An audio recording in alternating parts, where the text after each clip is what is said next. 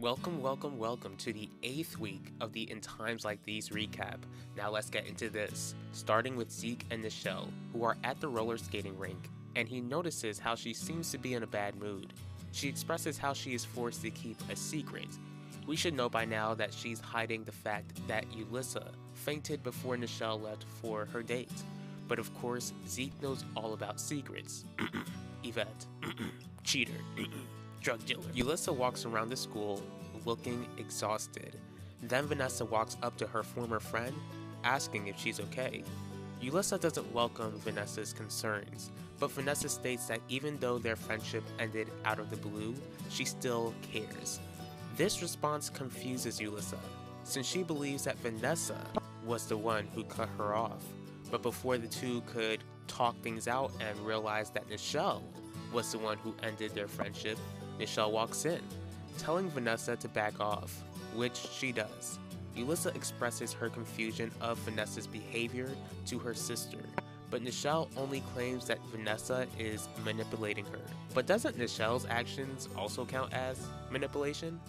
Anyways, Nichelle also asks Ulyssa if she's been drinking a good amount of water, since that's the excuse Ulyssa made about fainting. Ulyssa tells her sister that she's got it covered and to just back off. Ronnie approaches Zeke on the street corner, demanding that he end his relationship with Nichelle Torres. Feeling like this is coming out of nowhere, Zeke demands to know why he should let Nichelle go. After demanding answers, Ronnie reveals that Devante Torres is a business associate of the boss, aka our new friend Adaku. Zeke learns that Devante allows her to push drugs on the beachfront of Theodosius' palace. Even though Adaku isn't demanding Zeke to end the relationship, Ronnie strongly suggests it. Quinlan asks Zeke where he's been, but of course he can't tell his older sister, who's also his guardian, that he's selling drugs. So he decides to ask her if he should let someone go for their sake, even if he cares about this person. Since Quinlan isn't Boo Boo the Fool, she realizes that her younger brother has been seeing someone. Not revealing Nichelle's name or the reason why he has to let Nichelle go, Zeke tells Quinlan how he and this girl come from two different worlds. Quinlan points out how Zeke's lady friend doesn't seem to care since this girl seems to like Zeke, and that it's clear Zeke likes her too. Zeke admits that his feelings are genuine, and that's enough for Quinlan to tell Zeke to remain in this relationship. Udell asks Ben to look into evidence that Essidor lied about Jeremiah beating him up, since Udell mentioned that Essidor must have gotten someone else to beat him up. Ben remembers the encounter Terry had with Essidor at the Labor Day picnic, suggesting that she might be a potential person of interest. When Ben mentions the encounter to Udell expresses how Elvira noticed the same sort of encounter at the funeral of her grandmother Martina.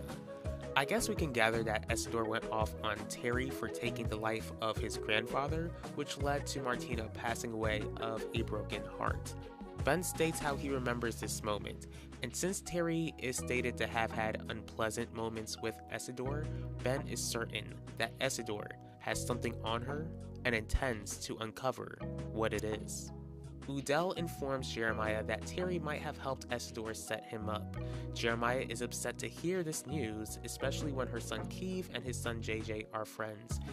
Even though Udell explains that Essidor might have blackmailed Terry, Jeremiah is not concerned about that since her actions have turned his life and his family's life upside down, wondering if Finnegan might know of Terry's involvement. Udell encourages Jeremiah to focus on proving that Terry had something to do with the setup. Ben meets with Max at their family's estate to ask his younger brother to help prove that Essidor set Jeremiah up. He hands Max a chip to bug Essidor's room. Then Essidor shows up, Max bugs Essidor's room, then Ben tells his uncle how he came to inform him that he'll be attending the scholarship event that is supposed to honor Elvira. In the aftermath of AI Elvira crashing Wanda's runway, Essidor demands answers, but Wanda believes that both Essidor and Alan were behind the AI attacks, but we all know that Alan was the one behind it. Isidore begins to ask if AI Elvira was right when Wanda was accused of taking Elvira's life. Wanda tells Isidore that she's innocent, then she goes on to blame Alan and Isidore for the runway ending in catastrophe. Alan proceeds to call Wanda crazy, which was a huge mistake since Wanda slapped the taste out of Alan's mouth. When Alan and Isidore leave, Yvette asks Wanda if she did take Elvira's life, and Wanda is adamant that she didn't. At the Russo estate, Alan makes plans to mess with Udell a bit more and feels like Confidence Designs is already in his grasp. Wanda expresses to Udell how she isn't ready to go back to work after the mess that occurred at the runway, especially since what went down went viral. Udell encourages his wife to continue to stay strong and work to gather evidence that Alan and Isidore have been responsible for the AI attacks. Isidore asks Alan if he had anything to do with the AI attacks. Alan denies that he had any part in it, claiming that he would never disrespect Elvira like that. But we all know he's lying. So, does he realize that he's disrespecting his late aunt? Besides that, Isidore threatens that he would never forgive Alan if Lorenzo finds out, and it cost him his spot as the next CEO of Russo Jewelers. Who else thinks Isidore should be nominated as Father of the Year? Max approaches Alan, asking him if Wanda was right when she accused him of being behind the AI attacks. Once again, Alan denies any involvement. Max goes on to remind his cousin how he remembers how secretive Alan and Isidore were when they mentioned something about reaching out to Confidence Designs board members, wondering if Alan still wants to do business with Wanda's company. Alan tells Max how that's none of his business, insulting him by saying that his annoying personality is probably why Vanessa wants nothing to do with him. Finnegan arrives at Wanda's office, wanting to speak to her about what occurred at the runway, especially when AI Elvira accused Wanda of taking Elvira's life. Wanda reminds Finnegan that she was cleared of being a person of interest in Elvira's case 20 years ago. She adds that since there's not enough evidence that the Russos were behind the AI attacks, then it also means there's not enough evidence pointing her towards Elvira's case, telling Finnegan that if he wants to discuss Elvira further, then he'll have to speak with her with Udell present. This gives Finnegan no other option but to leave Wanda's office. Udell gets one final message from AI Elvira, telling him that only if he continued contacting her, she wouldn't have crashed Wanda's runway. Isabel Torres has the nightmare of the mysterious young man again. Once again, she asks who he is, and he tells Isabel that she should know. Somehow having blood pour out of him should have been the reminder she needed. That's when Devante wakes her up, questioning his wife about these constant nightmares. Isabel tells her husband not to worry. Heidi gets a call from Finnegan asking about the progress made with keeping Ben from trying to locate Elvira's diary. She informs him how it appears that Ben is making amends with the family, but Heidi is having a guilty conscience about making amends with Ben only to keep him from locating Elvira's diary. Finnegan and Heidi end their call, then Terry walks in, asking her husband who is on the phone. Of course, Finnegan can't tell his wife that he's cheating on her, so the best thing he can do is tell Terry to mind her own business. Ben expresses to Quinlan how much he hated sucking up to his family. Quinlan encourages Ben to stay strong long enough to find out what Heidi and Finnegan are hiding. He expresses how staying strong won't be that easy since she doesn't know his family like he does. When Quinlan states that she knows his family more than he thinks, she almost lets it slip that she's been hooking up with his father, then plays it off by saying she got to know them through interviewing the family for Elvira's documentary. Ben goes on to explain to Quinlan how the Russos are a bunch of toxic backstabbers that he'll have to spend time with at the scholarship event honoring Elvira at Theodosius' palace, asking Quinlan if she'd like to tag along. At first, she tells him how she doesn't want to risk them being exposed for working together, but he convinces her to just come as a guest. since he could use a friendly face. But since Ben's not the one she's hopping into bed with, Quillen asks her lover Gianni why he didn't invite her to the scholarship event at the hotel, not informing that his son, who she seems to be getting along with lately, already invited her. Gianni makes an excuse of the event being a bit too personal for Quillen to come, and that he doesn't want her to witness how bitter he is at Isidore for stealing his idea of the scholarship in the first place.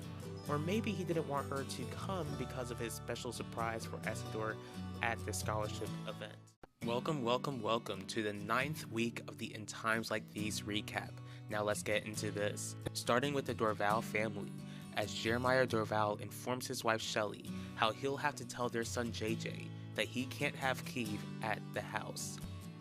Informing her and his father, Raymond, how Dr. Terry Burke might have helped Isidore frame him.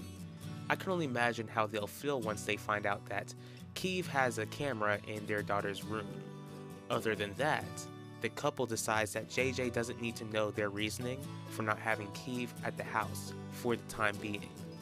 JJ explains to Kiev how he isn't allowed to come over the house for the time being. Kiev is not thrilled to hear the news, wondering if JJ fought hard enough to persuade his parents to change their minds. While the voice in JJ's head is talking down to him, JJ is adamant that he did his best to persuade his parents, but that their minds were made up. Kiev proceeds to ask if Vanessa had something to do with Jeremiah and Shelley's decision, since Vanessa asked him to leave the last time he was there. JJ expresses how he has no idea if Vanessa is involved in his parents' decision. Alone, Kiev, the creeper that he is, looks at the picture of Vanessa that he has saved on his phone, wondering why she doesn't share the same feelings for him that he has for her. I think we can all answer that question for you, my guy. Zeke tells Yvette that after realizing how he doesn't want to lose Nichelle, that their little hookups need to come to an end. Yvette agrees to Zeke's request, encouraging him not to get caught by Nichelle as he watches X-rated films. Zeke approaches Nichelle, who doesn't like that he was seen speaking with Yvette Mitchell. Since Zeke can't let his girlfriend know that he straight up cheated on her because he has issues with lust, Zeke makes up this story of sharing the same French class with Yvette, assuring his girlfriend that he won't let anyone take him away from her. Devante Torres asks Adaku why Zeke hasn't ended his relationship with Nichelle. Adaku tells Devante how Zeke was informed about the two of them being business associates, stating that Zeke could possibly be coming up with a believable reason to break up with Nichelle. That's not the case. Devante assumes that Zeke is only staying with Nichelle to rise in the ranks of Adaku's organization. That's not the case either. Adaku disagrees, and since Nichelle hasn't been acting strange, she feels like Zeke is doing what he's supposed to do by keeping Nichelle in the dark. Still wanting Nichelle to be far away from Zeke, Adaku reminds Devante that they're not friends and that she only wants to discuss business with him. Once Adaku leaves, Devante vows to get what he wants on his own. Max Russo shows up at the Mitchell estate after bugging his uncle Isidore's room to see if he can gather any evidence that he was behind the AI attacks all along, while Alan was actually the mastermind. Max desired to speak with Wanda and Udell, planning to apologize for the wrong that his uncle Isidore and cousin Alan did to them. Since Wanda and Alan aren't home, Yvette offers Max to stay a bit for French toast, which is convenient since that's Max's favorite meal, pointing out that Max hasn't made Vanessa Dorval his girlfriend like he hoped. Max expresses that he still has hope that Vanessa would give him a chance, but Yvette wonders if Max is hoping for something that would never happen. Max is still holding on to hope, but Yvette connects with him by telling him how she understands what it's like to like someone who doesn't like you back. Feeling this connection, mixed with Yvette's reputation, the two hook up. Immediately, Max regrets hooking up with Yvette since he still has feelings for Vanessa, and hooking up with Yvette had gone against what he was taught. Not that this makes what he did any better, but his adulterous parents hadn't really led by example. Yvette tries to tell Max that he has nothing to feel guilty for, encouraging him to keep what happened between them to himself. Max approaches Yvette after Zeke speaks with her, wondering if she's been hooking up with Zeke as well.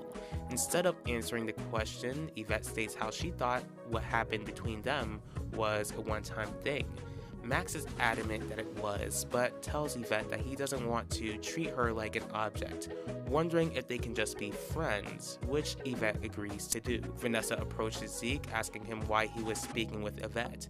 Instead of telling the girl he likes that he lost his virginity to another girl, Max wonders why she cares since Vanessa told him that he's a spoiled, wicked person. She apologizes to Max for their previous encounter, explaining how she knows he's not responsible for his family's actions against her family. When Max tells Vanessa that he's still willing to do whatever it takes to help her father, Vanessa tells him that if he does find a way to help, then she'd be open to having a friendship with him. Nothing more, nothing less. Ben arrives at the scholarship event at Theodosius' palace to honor Elvira. Then Quinlan surprises her lover Gianni as Ben informs his family that he invited Quinlan to come to the event. Heidi pushes Ben to spend some time with Quinlan. She goes on to say that Ben and Quinlan would be a perfect pair, but Gianni does not like this idea. His reaction confuses the family, which is understandable, but to keep them from finding out that he's cheating on his wife with Quinlan, he states that with Ben and Quinlan living busy lives, their relationship would never work. But we all know how weird Gianni would feel if his lover left him for his oldest son. Ben informs Quinlan about his memory of Terry and Isidore arguing at the funeral of his great-grandmother Martina. Ben approaches Terry about what he remembered at the funeral, but she dodges the question once Isidore is about to make his speech. Before Isidore made his speech, he approached Terry, thankful that the event had finally taken place. Terry expresses how awful she feels that Jeremiah had to suffer in order to keep the event at Theodosius' palace. Wanda and Udell, who were given an invitation from Devante, arrive, which aggravates Isidore and Alan, wondering if the couple stopped by to ruin the event. Udell and Wanda state that they didn't come to cause trouble, but enjoy the fact that Isidore is nervous with them being there. Alan gets a call from his mother, Harley Drake, informing Isidore that she is congratulating him for getting the event together. Isidore doesn't believe that at all, shaming Harley for never showing her face at Valley Park after losing custody of Alan, having Alan visit her once a month at Tampa. But Alan expresses that his mother always kept in touch with him.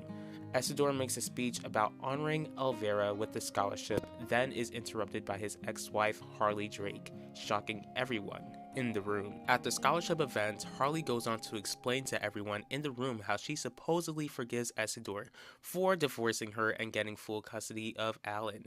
Her actions say otherwise. Anger at Harley's appearance, Isidore confronts his ex-wife, demanding to know why she's back in town. Before she's given the chance to explain, Alan approaches his mother and he is not happy with her actions. As the Russos dig into Harley, Alan asks to speak with his mother alone. Alone, Alan expresses how Harley's actions that night has only made it harder for him to secure the role of CEO at Russo Jewelers in the future.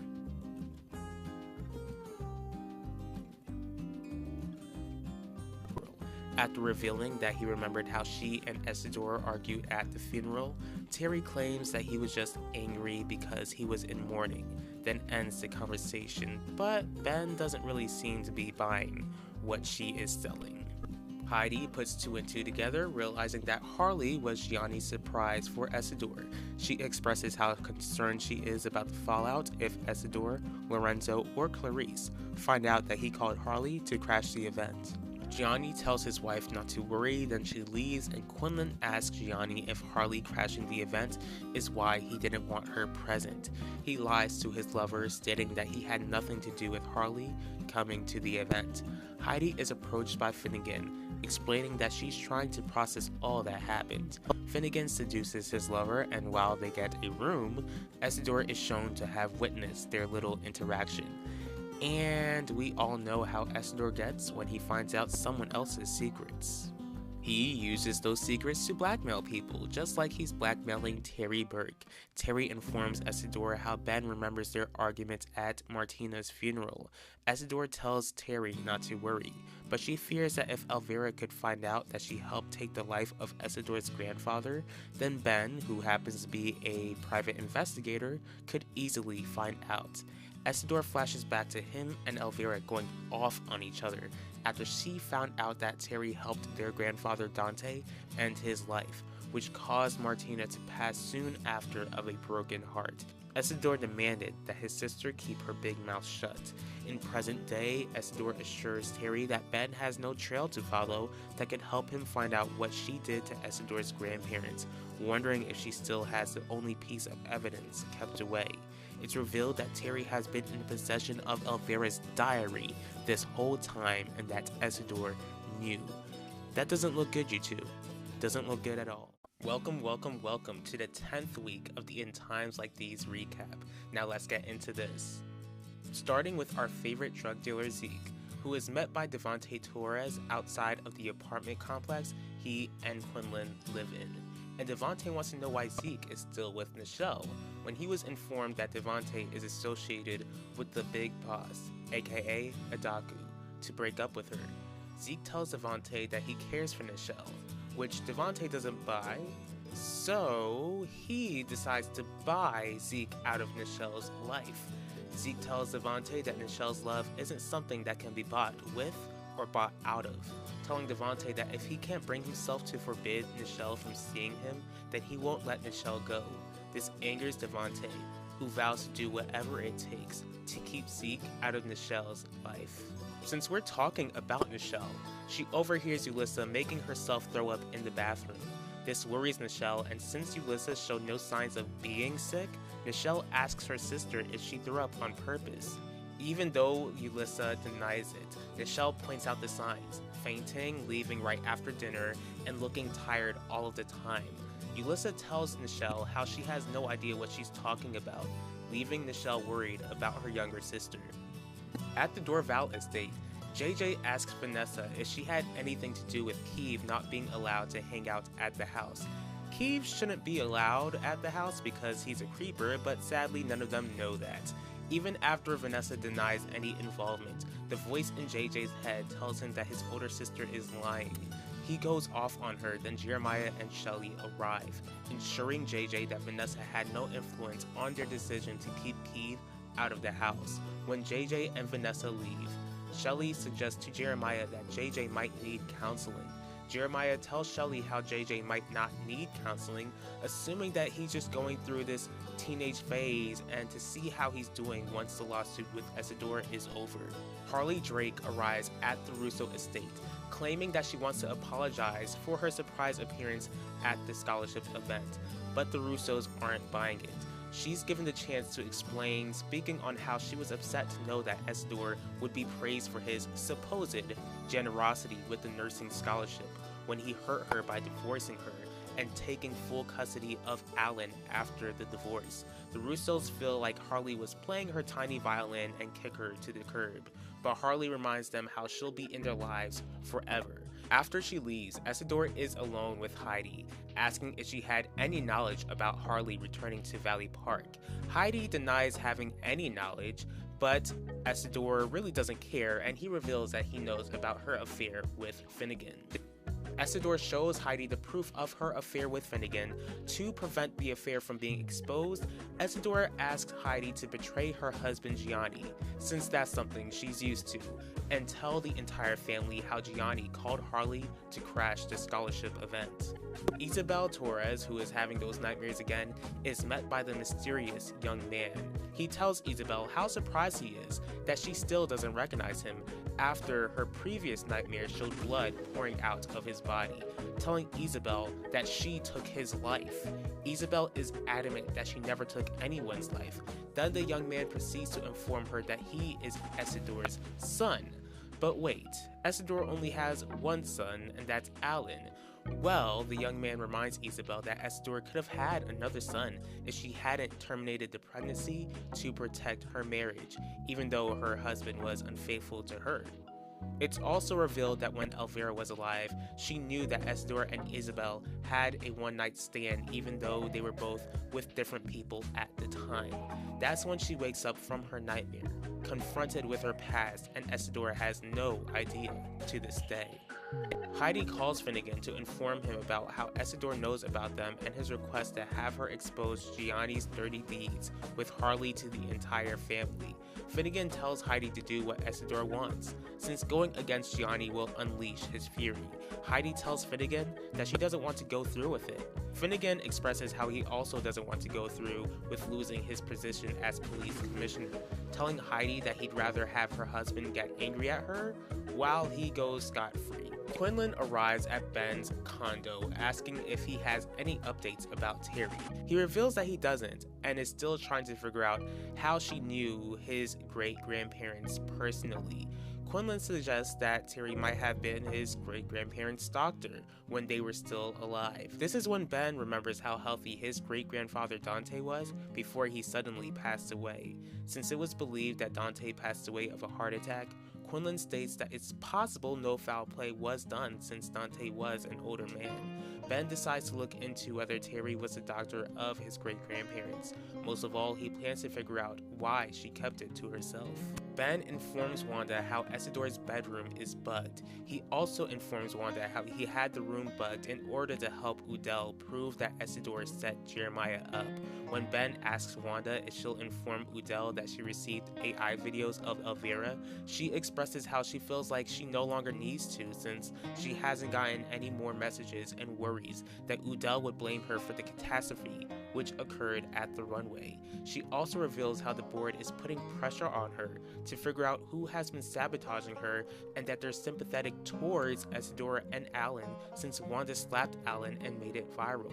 At the house, Wanda is in for a surprise since she stumbles across an unwrapped condom on the living room floor. That's pretty awkward. Udell enters and Wanda asks her husband if she knows why a condom is laying on their living room floor. He's adamant that the condom doesn't belong to him. Since it doesn't belong to Wanda, since it doesn't belong to Udell, Wanda is aware that another individual lives in the house and that's their 14-year-old daughter Yvette. Wanda starts freaking out at the very thought that her daughter could be doing the nasty so young. Yvette walks up to her parents and they, mostly Wanda, grills her about who she had over. Yvette reveals that Max Russo came over, which angers Wanda and Udell even more because of the bad blood between their family. Feeling nervous after feeling her parents' fury, mostly Wanda's, Yvette tells her parents that what she and Max had was not consensual and that he forced himself on her. At first, Wanda wonders if Yvette just said that because she got caught. Udell gives Yvette the chance to tell her side of things. Yvette admits to ordering the condom, but claims that Max coerced her to hook up with him because of her reputation, telling them how she only has that reputation because of the inappropriate AI image of Wanda. But we all know that's not the case. She goes on to tell her parents that she changed her mind, but Max still decided to have his way with her, asking her parents to believe her. The police arrived at the Russo estate to question Max, since Yvette has made a complaint of him forcing himself on her. Welcome to the 11th week of the In Times Like These recap. Now let's get into it, starting with Wanda Mitchell and her husband Udell, who are in the hospital waiting room as Yvette is being examined after accusing Max Russo of forcing himself on her, even though we know Yvette doesn't need to be examined because she lied. Since Wanda and Udell believe Yvette, they're troubled at the thought of failing to protect their child. When Yvette meets up with her parents, she thanks her parents for believing her lies. Max is being interrogated and with Harley as his lawyer and Gianni at his side. He tells the detective everything, including having to reveal to his father Gianni that he did in fact hook up with Yvette. The detective tells Max that he'll let him go and that it's up to the district attorney's office to decide whether to charge him or not. When Max is released and he goes back to the Russo estate, he's forced to tell his family what happened between him and Yvette the night of the scholarship event. Seeing how troubled his family seems, Max is broken at the very thought that he had caused his family heartache. Wanda is approached by Ben Russo in her office, who is outraged that she has made half of Valley Park look at his younger brother Max as if he were a predator. Even though Ben goes on to explain to Wanda how Max offered to give her any information he overheard from Isidore and Alan and planted a bug in Isidore's room, Wanda still wants to see Max get punished for what Yvette claims he did to her. Ben threatens to take the bug out of Isidore's room, but Wanda isn't bothered, telling Ben that Elvira would be ashamed of him if she were alive today, making Ben angrily storm out of her office. Vanessa and Max run into one another, and she pretty much tells Max how she believes Yvette's lies, which crushes him. Max tries to convince Vanessa that he's innocent, but she doesn't buy it, especially since he had intercourse with Yvette after telling Vanessa that he took his conservative Catholic beliefs seriously. Vanessa goes on about how troubled she was, thinking that he would have harmed her if Max had the chance to be alone with Vanessa, remembering how he kept pursuing her when she kept telling him how disinterested she was. Max is adamant that he would never dare hurt Vanessa, but she can't bring herself to believe him, leaving Max heartbroken. JJ also believes Yvette's lies and he checks up on her. Yvette appreciates JJ checking up on her, but the voice in JJ's head keeps telling him that Yvette got what she deserved. He tries fighting off the voice in his head, and Yvette noticed that JJ seems to be struggling. Reluctantly, JJ tells Yvette how he feels like literal demons are haunting him, questioning why God won't answer his prayers to take the voices away. When Yvette tried to comfort JJ, the voice gets angry and JJ rushes off. Zeke approaches Yvette, telling her how they need to have a serious conversation. Zeke proceeds to ask Yvette if Max actually forced himself on her. Yvette tries to get out of this conversation quick by telling Zeke that she told the police all that they need to know and that she needs to go to class. Zeke doesn't let her go that easy, asking her if she would have accused him of forcing himself on her if they were caught doing nasty things. Yvette expresses how she would never accuse Zeke of anything and that it would be beneficial for him to believe her side of the story. The two walk away in separate directions, but Nichelle catches her boyfriend speaking with Yvette, who she sees as the school harlot. We'll discuss what craziness went on with the lovebirds later on in this video. Quinlan Franklin is called by her lover, Gianni Russo, to vent about Max's situation. She tells her lover how she's not sure if she's the right person he should be talking to about this subject. Since he usually vents to Quinlan, he doesn't see what the problem is and that he can't talk to Heidi about it because he feels like his wife would respond harshly. Gianni goes on saying how he might just be stressing over nothing since he feels like no one in the DA's office would charge their boss's son. Quinlan tells Gianni not to be so sure of that, causing Gianni to ask his lover if she feels like his son is guilty, but Quinlan goes on to tell Gianni again that she is not the right person that he should be talking with, then ends the call. After his interaction with Vanessa, Max leaves school early and Clarice calls Ben to speak to his younger brother, who's clearly going through it. When Ben tries to see what is wrong, Max changes the subject, asking if he came to the estate to take the bug out of Isidore's room. When Ben tells Max not to worry about it, Max pleads with his older brother to leave it in there for Jeremiah Dorval's sake. Since that's what Max wants, Ben agrees. Then here's how people at the school are divided and how it hurts knowing that Vanessa doesn't believe him. Meeting Ben in his office, Quinlan asks Ben if he is sure that Max is innocent. Ben is offended that Quinlan would even ask, telling her that Max would never hurt anyone, demanding that she never ask him something like that again. He goes on to tell Quinlan that he'll confront Terry about whether she was her great-grandparents' doctor. We'll discuss what Ben discovered at the hospital later. Yulissa approaches her former best friend, telling Vanessa that they need to speak about Max, revealing to Vanessa that she believes Max's side of the story, certain that Yvette was caught by her parents and Max was the sacrifice needed to get her out of trouble. Vanessa reminds Yulissa about Max constantly pursuing her, while Yulissa reminds Vanessa that Max was never aggressive with her. While the two former best friends go back and forth, they spot Max getting arrested. Not good. not good at all. Heidi calls her brother-in-law Isidore Russo to see if he can call off forcing her to expose Gianni for calling Harley to crash the event at Theodosius' palace. Isidore gives Heidi until Thanksgiving Day, still threatening to expose her affair with Finnegan Burke if she doesn't, then ends the call.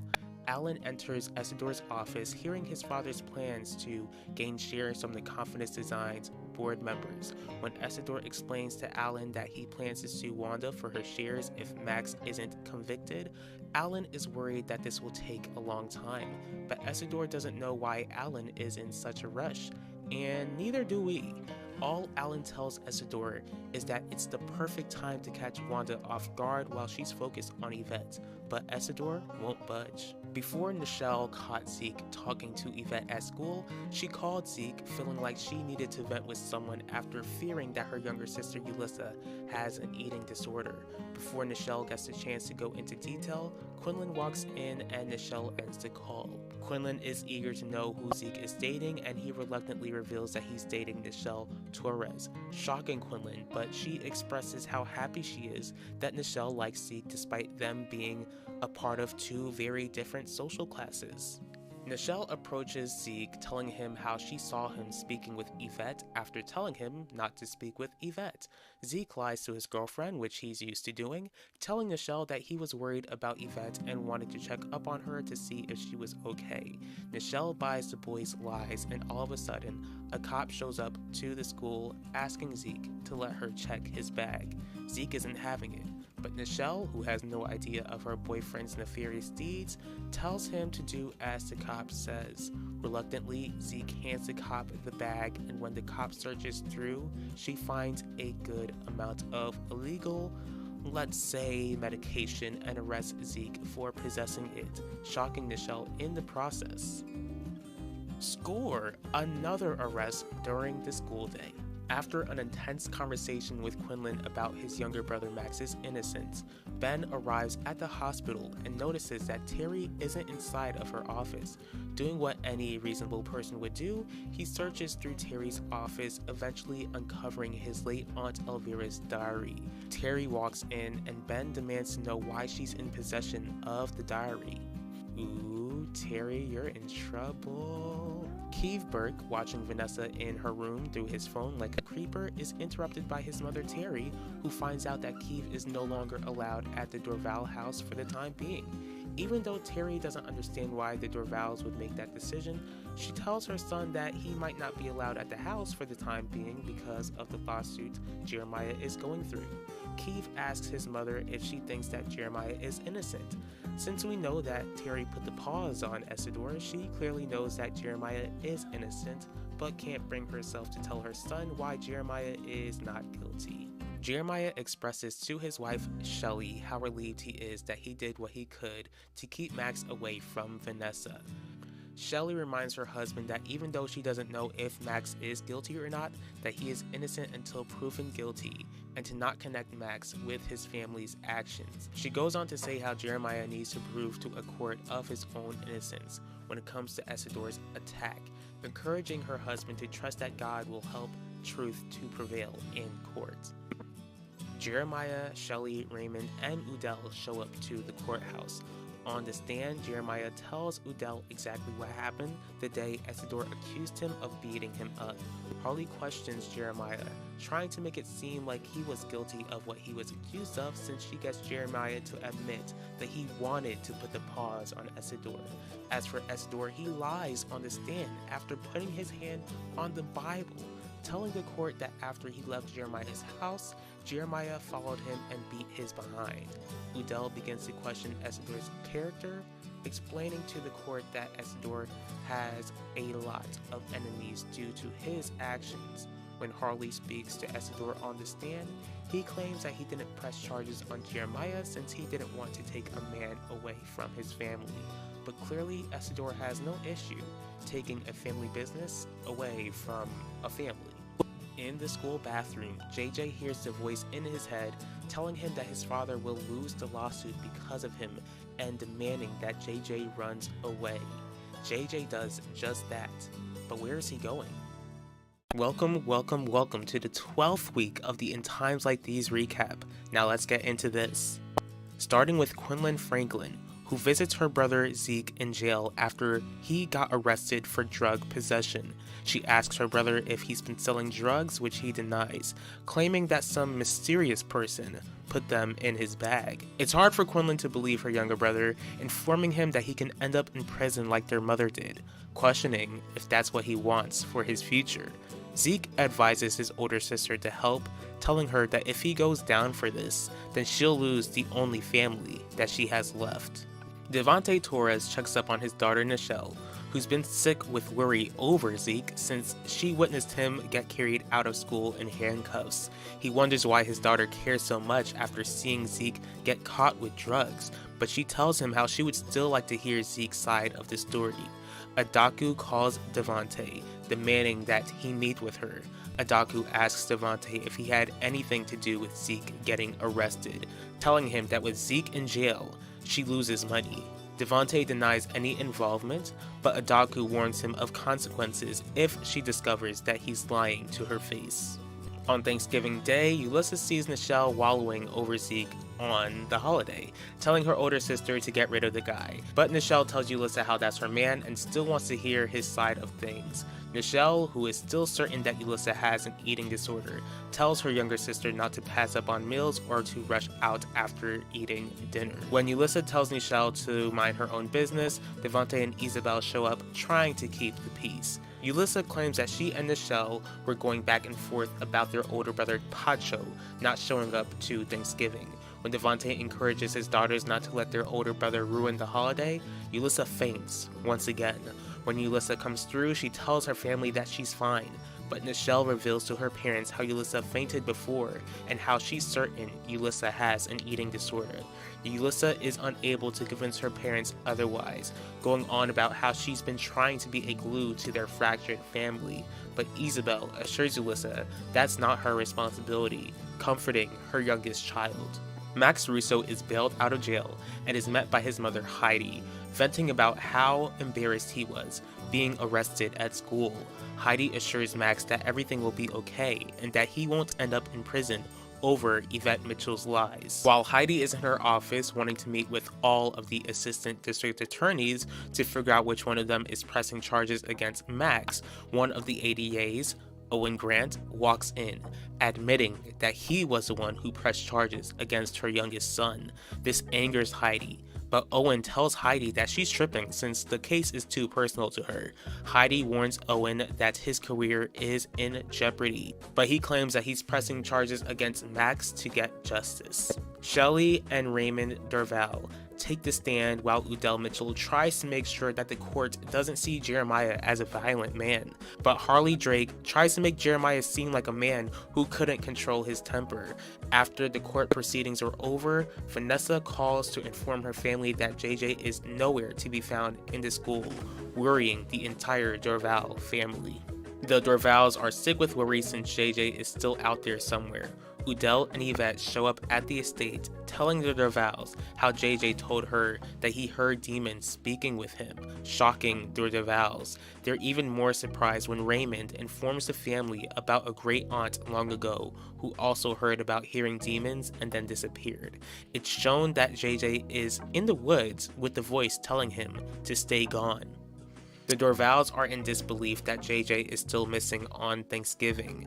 Shelley fears that JJ might not be alive, but Jeremiah encourages his wife to think positive thoughts. While this is going on, JJ is very much alive, but the voice tells JJ to give up on life. Even though JJ is missing, Raymond tells Jeremiah and Shelley that they can still be thankful that God offered salvation through his son Jesus Christ, giving them the chance to tell God about their troubles and that God cares about their situation. Jeremiah gets a call from the police about JJ being found. At the police station, Finnegan informs Jeremiah and Shelley that someone who was walking their dog found JJ in the woods near the school. He goes on to tell them how he still doesn't know why Keeve wasn't allowed at the house. They don't give Finnegan an explanation as they spot JJ, who just doesn't make sense while he is talking, worrying Jeremiah and Shelley as they're unsure of how to handle their son's condition. Alan Russo calls the AI programmer to make more AI Elvira videos to send to Wanda to distract her in order to speed up the process of obtaining confidence designs. Alan is caught off guard when his father Isidore hears the entire conversation, asking Alan to speak to him in his room. Isidore is furious that Alan lied to him when he first confronted his son about whether he was involved with the AI attacks against Wanda. He demands to know why Alan was dead set on taking confidence designs from Wanda Mitchell. Alan is forced to admit that he invested in crypto when Isidore advised him not to. He goes on to say that the CEO of the crypto company he poured money into was arrested for fraud, causing Alan to lose half of his inheritance, which is why he set his eyes on confidence designs and to take it before Isidore and the family discovered that he lost that much money. This infuriates Isidore, but he's willing to cover it up. Good luck with that since your conversation was recorded the entire time. Wanda Mitchell finds it difficult to celebrate the Thanksgiving holiday while dealing with the fallout from the AI attacks and with what Yvette claims Max did to her. She and Udell are surprised when Ben shows up to their house, offering them the recording of Alan admitting to Isidore that he was behind the AI attacks the whole time.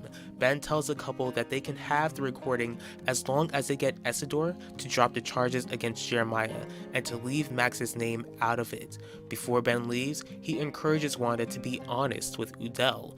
Wanda and her husband have no idea what Ben is implying, but we know that Wanda knew that Devante Torres had an affair with Elvira Russo and that she never told Udell, and this was most likely written in Elvira's diary, which we'll discuss a bit more later on. After the Russo Thanksgiving catastrophe, which I'll also discuss later on, Harley is kicked out and Alan is left with spending another Thanksgiving without his mother. Isidore is being a trash father, telling his son how he doesn't feel bad at all, especially after finding out what he's been up to this whole time. Once Alan assures his father that no one will ever find out, Wanda and Udell show up, telling Isidore and Alan how they found out. To prevent the Russos and the rest of the world from knowing about Alan's part in the AI attacks and losing half of his inheritance, Udell and Wanda get Isidore to drop the lawsuit against Jeremiah, and they ask for half of Alan and Isidore's shares to Russo Jewelers. Reluctantly, Isidore agrees, but when the Mitchells leave, Isidore tells Alan that he's sick by the sight of him after what just occurred. Ben Russo confronts Dr. Terry Burke about being in possession of his late Aunt Elvira's diary. He begins to wonder if she had anything to do with Elvira losing her life. Terry reveals how Ben's great-grandfather, Dante Russo, developed Alzheimer's and how he didn't want the disease to take his life. So he asks Terry to help him end his life, which she accepted to do, but informs Ben about how Isidore found out what she did and has been holding it over her head ever since. Because Elvira discovered what Terry did and that Isidore knew, she wrote it in her diary, and Isidore had Terry keep the diary hidden this whole time. Ben promises not to go to Finnegan about this as long as Terry doesn't tell Isidore that he discovered Elvira's diary. Ben seems to be struggling to build up the strength to open Elvira's diary, but Quinlan shows up, asking Ben to help her bail out Zeke and get Heidi to drop the charges against him. Ben is a bit weary of helping out, especially when Quinlan questioned Max's innocence. She understands how big of an ask this is, especially after their previous conversation.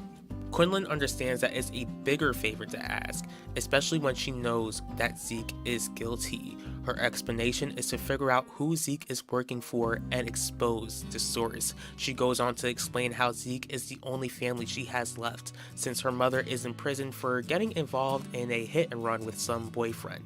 Ben agrees to help Quinlan, and he's thrown off guard when Quinlan hugs him. The hug doesn't last long since Quinlan notices Elvira's diary. Fills her in on how Terry had it the whole time, but Quinlan notices that Ben is having a hard time reading it on his own, offering to read the diary with him. At the Russo estate on Thanksgiving Day, Isidore asks Heidi if she's ready to expose her husband Gianni by telling the family that he brought Harley back to town to crash the scholarship event. With everyone waiting for Ben so that they can eat the Thanksgiving dinner, it's making everyone a bit impatient, especially Isidore, who low-key pressures Heidi to do what he demanded, or else he would reveal to the entire family that she's been committing adultery with Finnegan Burke.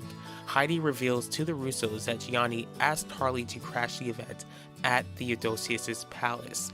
This frustrates Gianni's family, makes Gianni frustrated with his wife Heidi, and even more frustrated when Isidore gets her to lie and tell everyone that Gianni never told her about his idea of creating the scholarship in Elvira's name.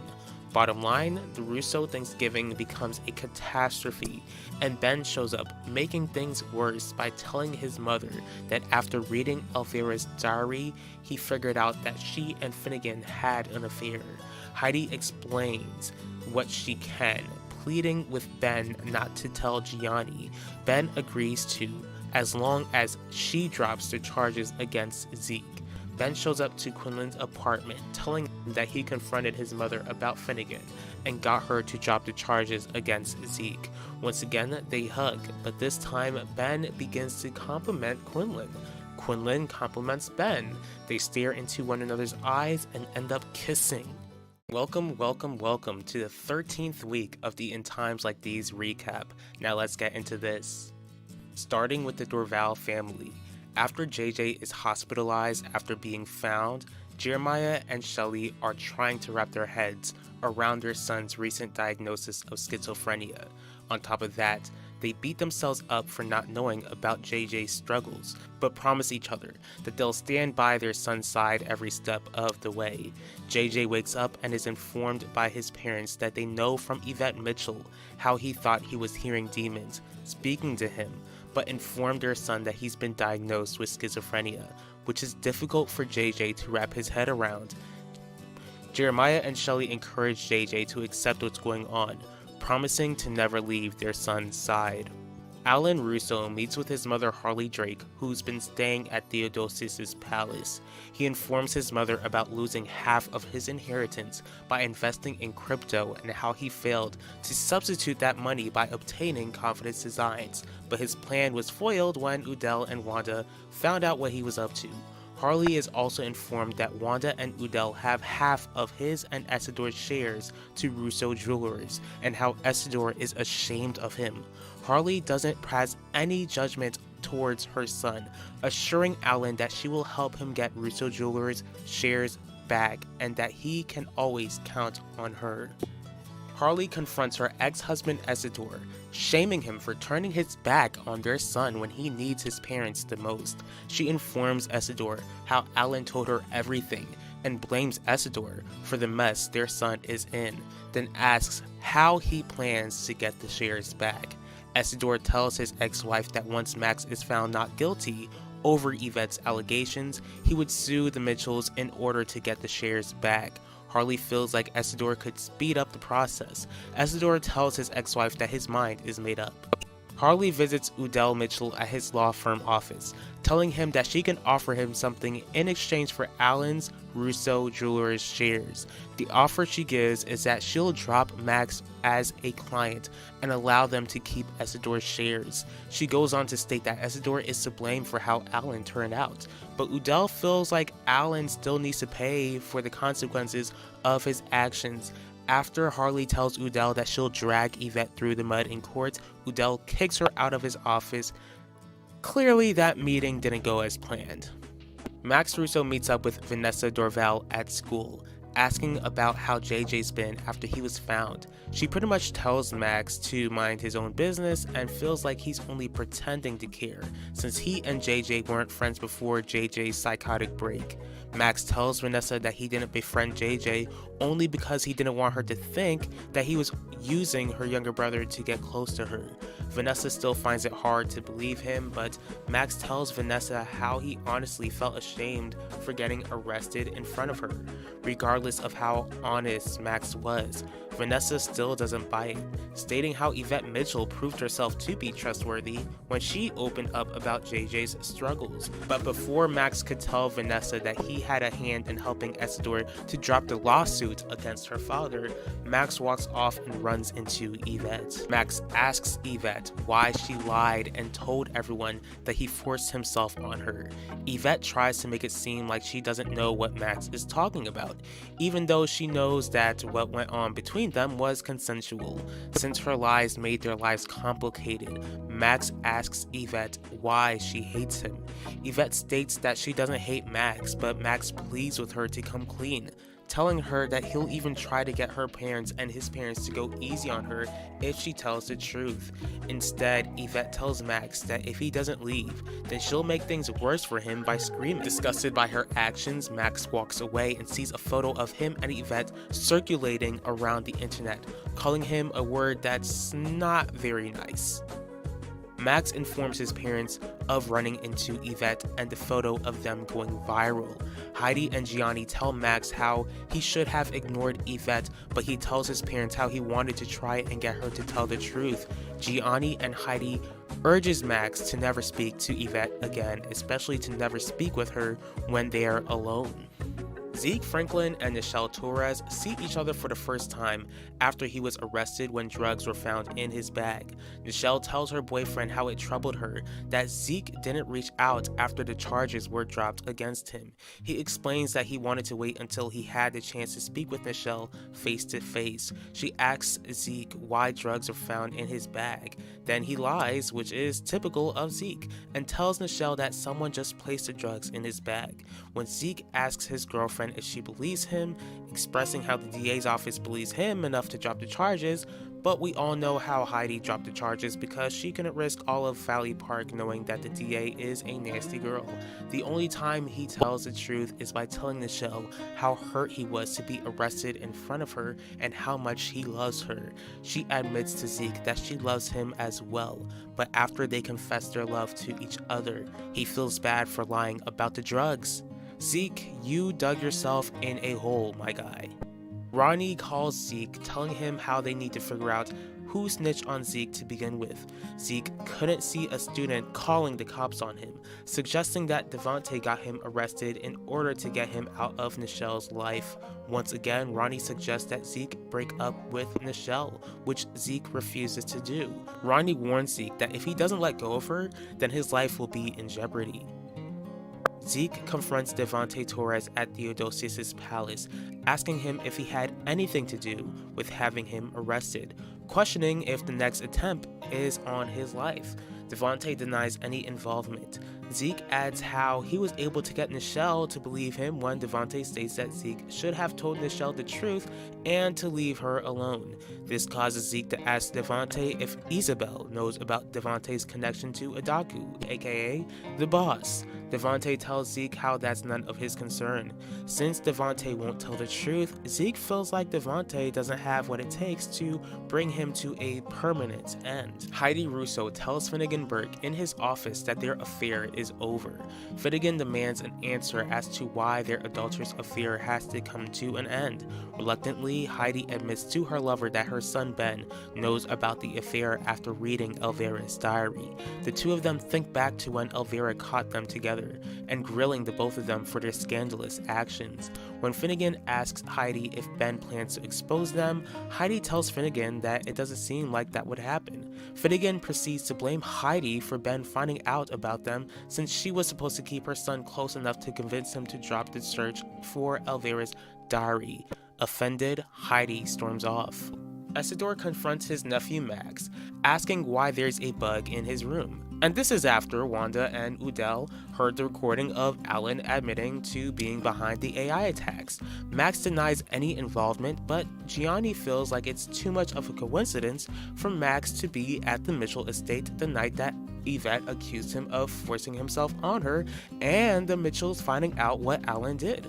Once Isidore asks Max why he was at the Mitchell estate, Gianni comes to his son's rescue, ending the interrogation.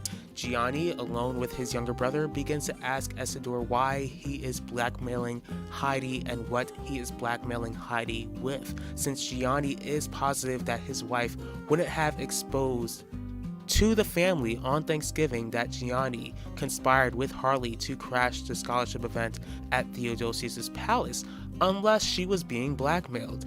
Essidor denies blackmailing Heidi, telling Gianni that she was probably avoiding him in fear of retaliation. Gianni assures Essidor that he wouldn't retaliate against his own wife and vows to figure out what Heidi is being blackmailed with.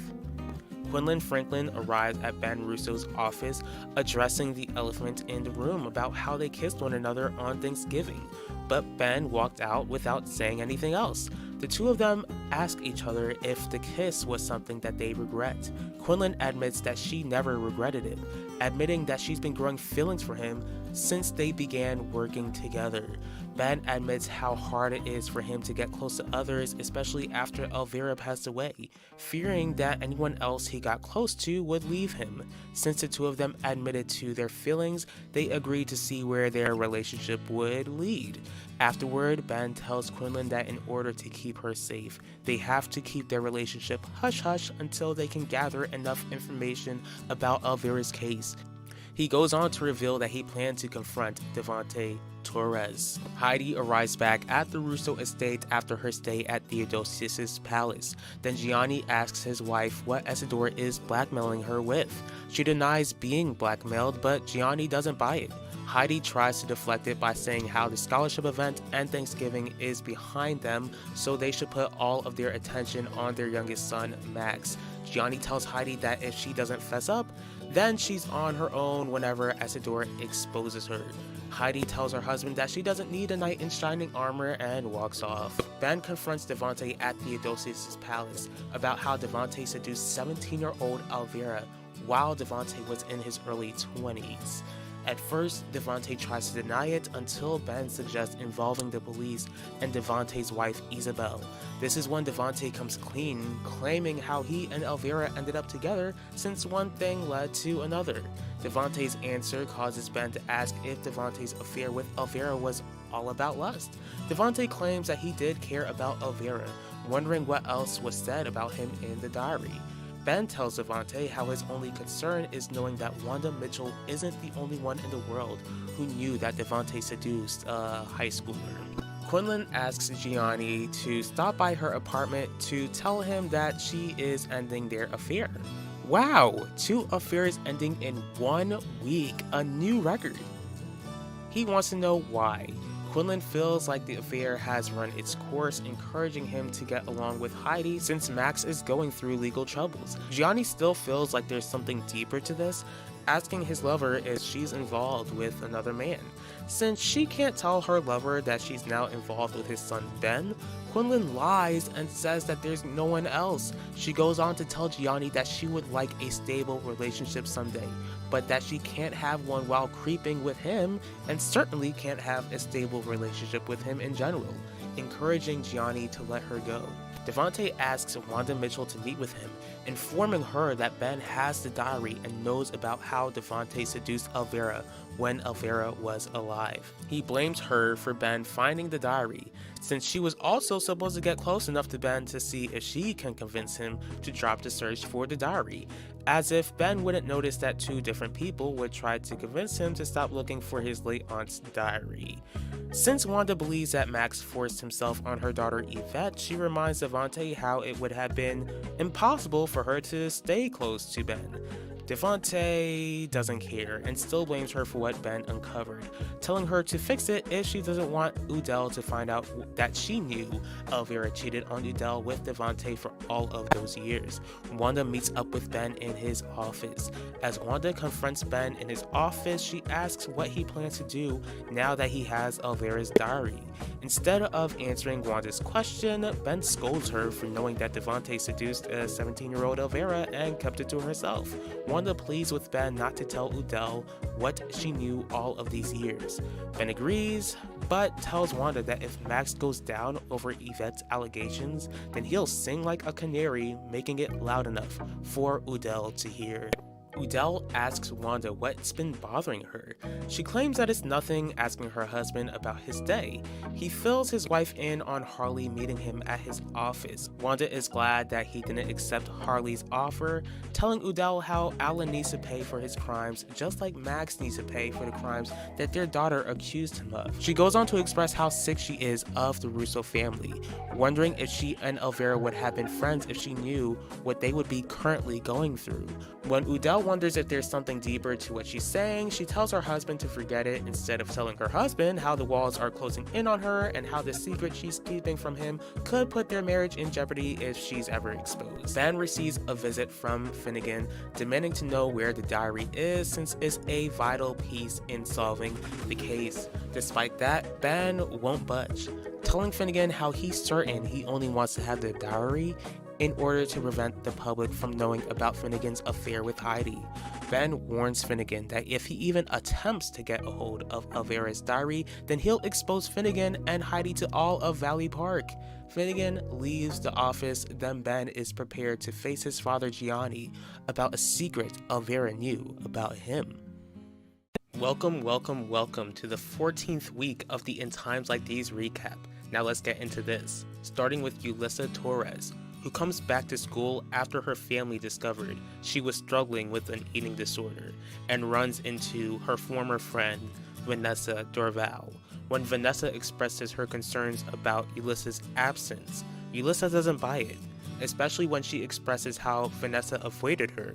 But Vanessa reveals how she never wanted to avoid her and that she believed Yulissa sent her text to stay away. But we know how Ulissa's older sister Nichelle unlocked Ulissa's phone and sent those texts to Vanessa.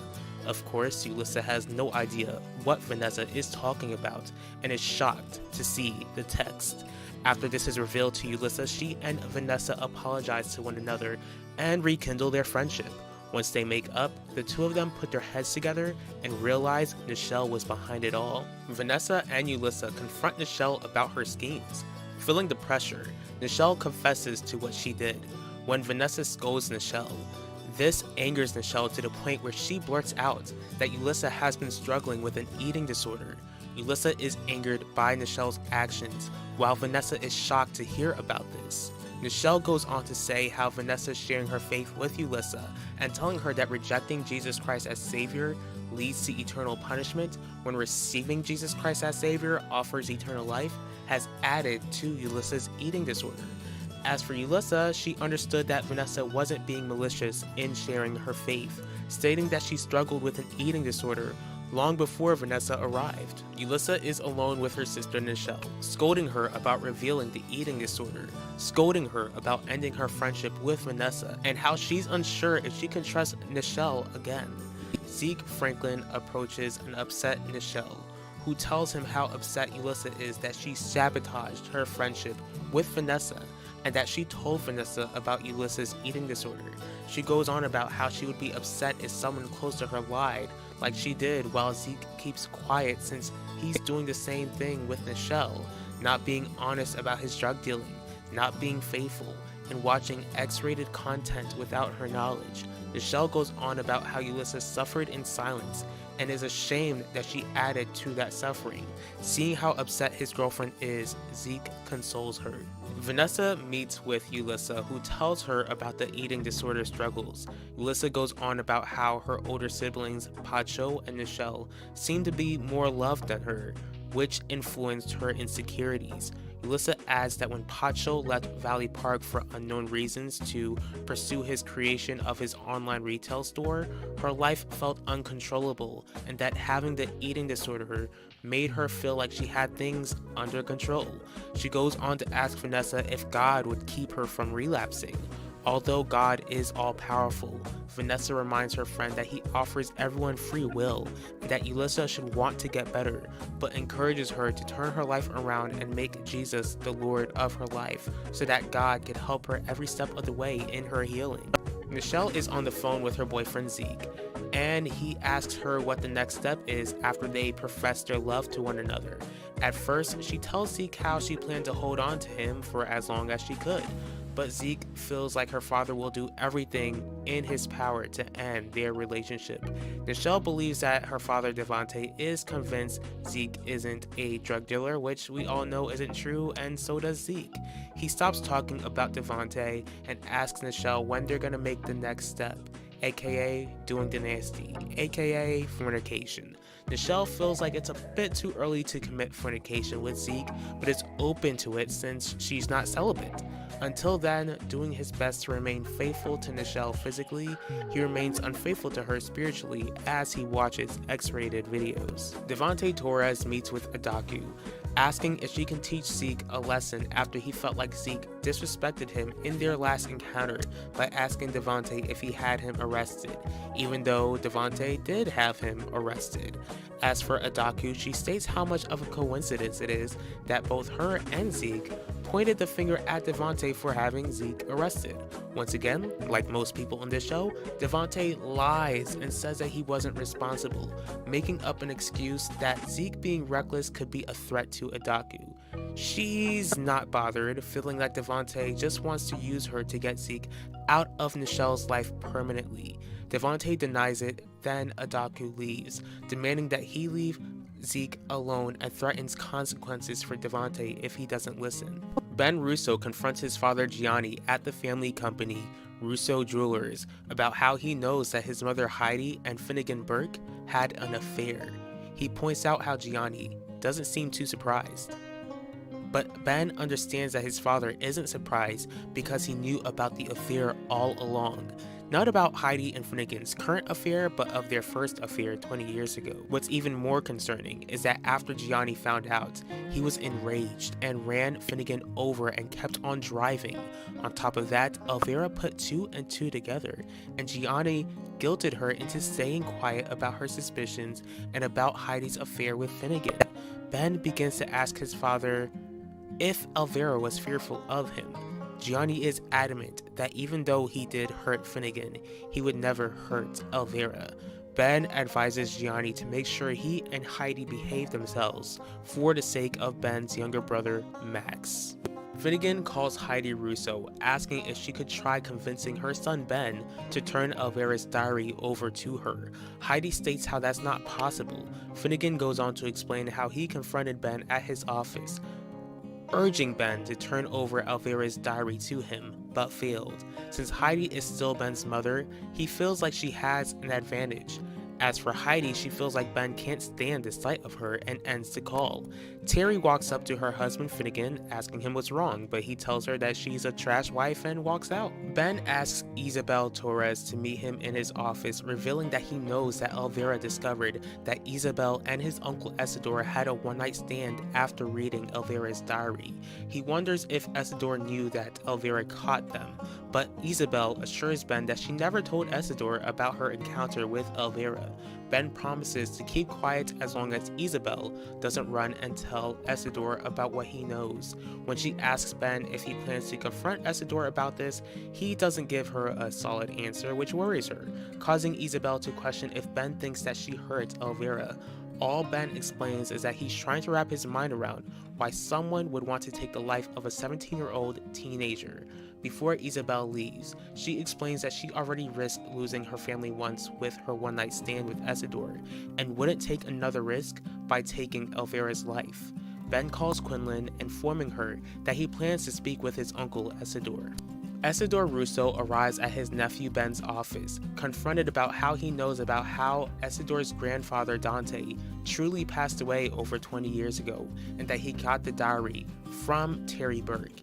After discovering what Ben uncovered, Isidore urges his nephew to stay quiet for Lorenzo's sake, but Ben states how Isidore is only concerned that if Lorenzo finds out, then he won't pass Russo Jewelers down to him. Ben also reveals to his uncle how Elvira wrote in her diary that she caught Isidore and Isabel together, shocking Isidore. He begins to ask Isidore if he intimidated Elvira. Instead of answering his nephew's question, Isidore asks Ben what it would take for him to stay silent. Ben asks Isidore to leave his younger brother Max alone, admitting that he was the one behind bugging the office. leaving out the fact that he asked for Max's help in doing so. Isidore is enraged, then goes on about how Elvira was never a saint, but since Ben has power over Isidore, he claims that Elvira would have turned on Ben because of his methods. Quinlan Franklin comes by to see her boo thing Ben, asking if anyone had her followed, concerned about her safety. After Quinlan asks Ben if he thinks everyone he confronted would want to harm her, he states the facts. Elvira knew all of their secrets and she ended up passing away. His plan for them to both remain safe is by releasing Elvira's documentary earlier. Quinlan is unsure if she can do that, especially since she's not a famous news reporter. Ben reminds Quinlan that she still is connected to his grandparents and to convince them to use their influence to get the documentary released early and to reveal in the documentary that the diary is missing, while they both know it ain't since Ben's in possession of it. She feels like it's too much of a risk, especially since she's stressed with the knowledge of Zeke's illegal activities. Ben assures Quinlan that he believes that she can convince his grandparents to get the documentary released early. Isabel has another nightmare of the man who could have been her son with Isidore if she didn't terminate her pregnancy 20 years ago. Since Ben found out about Isabel's one-night stand with Isidore, the young man asked Isabel to apologize to him for terminating her pregnancy. She feels like if she didn't, then Nichelle and Ulissa would have never been born. Since the young man understands that Isabel favored her daughters over him, he tells Isabel that her life could have still been nice if she decided to carry him to term. He goes on to ask Isabel to admit that she made a mistake 20 years ago out of fear. When she doesn't, the young man scolds Isabel, putting a curse on her and wishing her nothing but misery. That's when Isabel wakes up from her nightmare. Isidore barges into Terry's office, confronting her about how Ben broke into her office and got a hold of Elvira's diary, when it was her responsibility to keep it hidden. Since Isidore wouldn't take Terry's concerns seriously about Ben's curiosity about her connection to Isidore's grandparents, she blames Isidore for Ben getting a hold of Elvira's diary. As for Isidore, he reminds Terry that if she had a key, then she should have used it. He also asks Terry why she stayed silent when Ben found the diary. She informs Isidore how Ben gave her no choice. Furious, Isidore reminds Terry that she answers to him and not to Ben. He urges Terry not to make any moves unless he says so, telling her how there's someone else he needs to speak with. Isidore confronts Isabel at her home, informing her how he knows that Ben is aware about their one-night stand. He asks why Isabel didn't tell him about Elvira catching them together. When she tells Isidore that Elvira promised to stay quiet, he reminds Isabel how reckless Elvira was when she was alive, telling Isabel how she should have told him. Isabel reminds Isidore how the days she confided in him no longer exist, which Isidore expresses are days that he misses. She urges Isidore to leave, but before he does, Isidore promises to make sure that Ben stays silent about what he knows of what happened between them 20 years ago. Quinlan arrives at the Russo estate, telling Lorenzo and Clarice Russo how she would like the documentary to be released before the end of the year and could use their help to do it. They ask why she's in such a rush. She reveals to them how Ben told her that the diary is missing and would like to reveal it in the documentary. Lorenzo and Clarice are troubled that Elvira's diary is missing and that they had no idea it was missing for this long. JJ Dorval comes back home, welcomed by the family, but he feels different after being diagnosed with schizophrenia. He also adds how it's still an adjustment with dealing with the voices in his head, even though they're much softer than before when he wasn't on medication. The family promised to help JJ fight his battles with him and encourage JJ to rely on God most of all for strength to fight this disease. JJ comes back to school after his diagnosis with schizophrenia and runs into Yvette Mitchell, expressing how he's handling his newfound diagnosis. He tells Yvette how he knows that she told his family about his struggles and thanks her for doing so, creating a certain bond with her. JJ begins to ask Yvette how she's been holding up with the viral picture of Max confronting her. To her, the photo works in her favor. JJ runs into Max Russo, who wants to know how JJ is doing after he is found. JJ isn't hearing that, telling Max to leave Yvette alone, and expresses how he takes Yvette's side since Max kept on pursuing JJ's older sister Vanessa when she wasn't interested in him. Max tries to leave, but JJ wants to make sure that Max doesn't get anywhere near Yvette again. For the millionth time, Max states that he never forced himself on Yvette like she claimed. Max sees that he can't convince JJ that he's innocent and warns JJ to watch his back where Yvette is concerned. Udell and Wanda Mitchell meets with Assistant District Attorney Owen Grant in Udell's office at Mitchell Law, thanking him for taking Max and Yvette's case, especially since it's a risk since Max is the son of District Attorney Heidi Russo. Owen promises the couple that it won't take years for the trial to take place and that he's ready to face Harley Drake, who'll be defending Max in court. Most of all, he assures them that Heidi would be foolish to use her influence to influence the results of the case. In the library, JJ wants to make sure that Max didn't approach Yvette again after he confronted him. She tells JJ how that wasn't necessary, but JJ tells Yvette that as her friend, he'll always look out for her. He goes on to encourage her to put her faith and trust in Jesus Christ alone so that God could help her through her struggles, just like God is helping JJ through his struggles.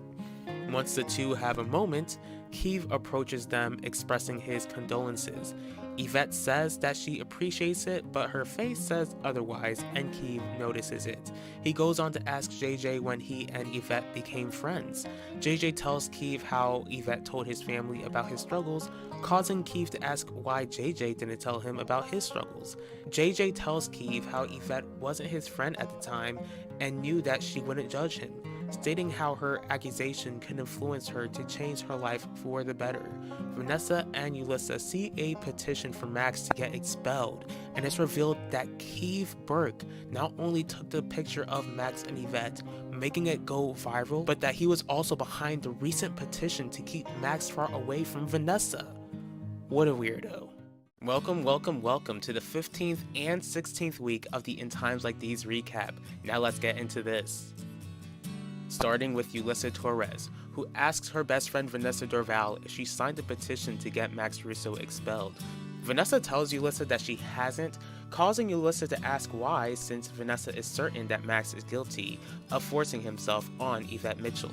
Vanessa feels like the only way for Yvette to get justice is to go to court. The friends express their different views on the situation, then Ulyssa walks off. JJ Dorval checks up on Yvette, who feels overwhelmed about the petition. Is that a hint of guilt I smell? He also begins to ask Yvette if the accusation against Max caused her to realize that she doesn't want to be known as the school's nasty girl anymore, hoping that God gives her a desire to turn her life around. But Yvette is clearly still comfortable with lying about what Max did to her. Max leaves school early, telling his parents, Gianni and Heidi, about the petition made about him. They tell Max that the petition won't do anything, but Max tells his parents how he doesn't even want to go to school anymore. Gianni and Heidi encourage Max to fight this, certain that this will eventually blow over. But he's unsure about that, and also unsure if it will blow over even if he is found innocent. Ben Russo is met in his office by his grandfather Lorenzo, who scolds him for not telling the family that Elvira's diary was missing the entire time. As for Ben, he tells his grandfather if he didn't treat Elvira's room like a shrine, then the family would have realized the diary went missing years ago. But Lorenzo isn't happy to hear that at all. When Lorenzo leaves, Ben gets a call from Quinlan, telling him that the documentary about Elvira will be released before the new year. Dr. Terry Burke, who is nervous by the documentary's release, is approached by Shelley Dorval about sharing the true story of Christmas, the story of Christ's birth, with kids at the hospital. Terry denies this request, telling Shelley that she doesn't want her giving the kids false hope. Frustrated, Shelley almost lets it slip to Terry how certain she is about the hand she played in helping Essador set Jeremiah up, which allowed him to take Jeremiah to court. Shelley decides to walk off. Finnegan Merck makes a call to Heidi expressing his concerns about the documentary and how it mentioned Elvira's missing diary. Since the documentary is released, he tried to convince Heidi to beg Ben to hand the diary over to her, which Heidi refuses to do. Before the call ends, Finnegan tells Heidi that if their affair is exposed, then it's all her fault. Well, that's not the case since it's revealed that Finnegan's son Keeve listened to the entire conversation. Wanda is worried about the documentary but doesn't let it be known to her husband Udell. Instead of telling her husband that she's worried since the diary exposes that she knew Elvira cheated on Udell with Devante Torres, she just tells Udell how she just doesn't want media attention on their family and on Elvira's diary, which was supposed to be private. Udell reminds Wanda how discovering the diary could help solve the case. When Wanda feels like they shouldn't bank on the diary and focus on their daughter's case, Udell wonders if she's using Yvette's case as an excuse not to think about Elvira's diary. Offended by the question, Wanda storms off, stating that discovering Elvira's diary and solving the case won't bring Elvira back. Even though the documentary is released, Quinlan Franklin can't shake the feeling that someone will come after her for it. Since Elvira lost her life over the secrets shared in the diary, Ben reminds his boo Thang that releasing the documentary and mentioning Elvira's diary was the safe option, telling her that it gives them the chance to date publicly. She's reluctant at first, probably because that means she needs to tell her former lover Gianni that she's involved with his son, but agrees to Ben's request. Isabel Torres is shaken by the release of the documentary, and Devante notices this, asking his wife why she's troubled. She tells her husband that it just troubles her watching the documentary since she knew Elvira. Devante asks Isabel if the documentary makes it seem like someone would find Elvira's diary. Isabel, not knowing that her husband knows Ben has the diary, tells him how it won't be possible to locate it, asking Devante what he thinks. Devante tells his wife not to dwell on it and encourages her to think about Christmas. Later on, he meets with Wanda in the lobby of Theodosius' palace, admitting to one another that they had no interest in watching the documentary, hoping that Wanda is shaken by the release of the documentary. Isidore Russo arrives at Terry's office in the hospital, troubled that the documentary is out while he has to pretend with his family that he doesn't know where the diary is. He begins to tell Terry of his plan to get her to gain Ben's trust and rip out the page in Elvira's diary talking about her part in the passing of Isidore's grandfather Dante. He tells her to play it smart, making sure that Ben doesn't think she took Elvira's life, but question if she did since she helped his grandfather Dante take his own life. Terry is adamant that she never harmed Elvira, agreeing to see if she can speak with Ben soon. Shelley tells her husband Jeremiah and his father Raymond how Terry denied her request to read the Christmas story, but also how she almost revealed to Terry how she knew about her conspiring with Isidore. She tells her family how she wonders if she can change Terry's mind by allowing Keeve to hang out with JJ at the house. Jeremiah doesn't allow it, especially since it doesn't seem like Terry is sorry for what she did to their family. Quinlan reveals to Gianni that she has been seeing someone, revealing that she has been seeing Ben.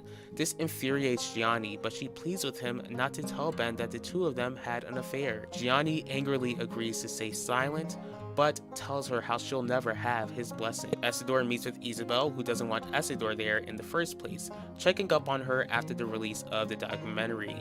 He tries assuring Isabel that he'll make sure Ben stays quiet. When Isabel asks Isidore how he plans to do so, he tells her that she doesn't need to be concerned about it. Isabel assumes that Isidore plans to do nothing and how Isidore might hope that her marriage with Devante falls apart, stating how happy she is with her husband.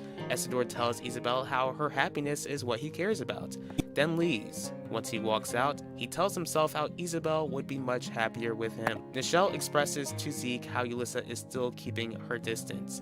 Zeke tells his girlfriend to stay hopeful. She eventually tells him how Theodosius' palace usually holds a New Year's Eve event, providing them with the perfect opportunity to commit fornication. She also asks Zeke if this is his first time, but in usual Zeke fashion, he lies and says it will be his first time. When they decide to take their next step on New Year's Eve, Zeke goes back to watching X-rated videos. Wanda admits to Devante how worried she is about the release of the documentary and how everyone seems to want to find Elvira's diary. She tells Devante how she already confronted Ben about the diary, but Devante asks Wanda what Ben wants in return for his silence. Reluctantly, she explains to Devante how Ben is threatening to tell Udell that Elvira cheated on him with Devante if Max goes down for Yvette's accusations. Wanda feels like that's an impossible ultimatum, but Devante tells Wanda to get Yvette to drop the charges against Max. This angers Wanda, refusing to do what he just asked. Devante reminds Wanda that if Max is found guilty, then her marriage with Udell is over. Terry is surprised to see Keeve in the living room. Then he bluntly reveals to his mother how he heard Finnegan over the phone admitting to having an affair with Heidi. He adds how he knows that Ben is in possession of Elvira's diary and how Finnegan doesn't want the diary to be exposed. Keeve questions whether Terry will divorce Finnegan, but she asks her son to give her time alone. Terry calls Shelley, allowing her to share the Christmas story at the hospital, then ends the call and cries over her toxic husband's betrayal. Shelley is joined by her daughter Vanessa, her son JJ, and their friend Ulissa as they give out toys to kids at the hospital for Christmas Eve. When Shelley gets Vanessa to help her out, JJ and Ulissa talk as he tells Ulissa about his struggles with schizophrenia and how his family and God helps him through those struggles. Vanessa expresses to her mom how glad she is that JJ is interacting with people again and how he's friends with Yvette, explaining how it would have been nice for Yvette to stop by after believing that Max harmed Yvette. Shelley tells her daughter how she's glad to see Vanessa caring about others, but wonders if she was too rash to believe Max over Yvette. Vanessa doesn't see it that way, especially when Max constantly pursued her. When Vanessa asks her mother if she believes that Max is innocent, since Shelley wasn't there that night and neither was Vanessa, she tells her daughter to let the courts determine whether Max is guilty or not. Afterward, Shelley shares the birth of Christ with the kids, telling them how Jesus came as a baby to grow up to be a man who would eventually give his life so that mankind can have eternal life. Ulissa was listening intently, then spoke to Vanessa about how she sometimes feels alone in the world, especially when battling her eating disorder. But after speaking with JJ, she wants the peace that he and the rest of the Dorval family has, telling Vanessa how she wants to give her life to Christ. Quinlan constantly gets calls from Gianni but ignores them. Ben arrives to her apartment asking him if he'd like to spend Christmas with her and her younger brother Zeke. He agrees to do so and the couple plan to have an awesome, peaceful Christmas together. Gianni is angry that Quinlan isn't answering his calls. Then Heidi asks what he's angry about. He tells Heidi how it's nothing, but she asks why he's been so distant lately. Gianni, not wanting to tell his wife that he knew about her infidelity in the past and how their son discovered it, disagrees, reminding her that they both had to speak to Max about leaving school early because of the petition against him. She reminds him that they need to come together as Max's parents, but asks why it seems like he's been ignoring her. Gianni claims to be busy, but since it's the holiday season, Heidi states how he can't be that busy. He begins to ask if she wants him to complain about their oldest son Ben not joining them for the holiday. Heidi asks if Gianni is blaming her for that. When he asks if she is to blame, Heidi claims to be innocent. After the two have that awkward interaction, Gianni heads off and tries calling Quinlan again, but she still doesn't answer. Terry approaches Finnegan to apologize for being an awful wife to him. Finnegan is surprised by this and even more surprised when Terry tells him that she wants to make their marriage work and that she has a special gift for him for Christmas. When Finnegan questions if the gift will actually be amazing, Terry makes out with her husband, assuring him that her gift will be awesome. Finnegan asks where this is coming from. Terry claims that since time is flying, she'd like to enjoy their marriage while it lasts. Then the two walk off to have quality time together before they celebrate the holiday. Now on to week 16, and it's Christmas. In the spirit of peace on earth and goodwill towards men, after Ulissa becomes a born-again Christian, her parents encourage her not to ignore Nichelle during the holiday. Ulissa approaches her older sister, telling her about her conversion, and decided to forgive Nichelle for lying to her about Vanessa, and the sisters are on good terms. JJ gets a call from Yvette, telling him how she's certain that her parents had some sort of falling out and that her mom left on Christmas, which will be discussed more later on.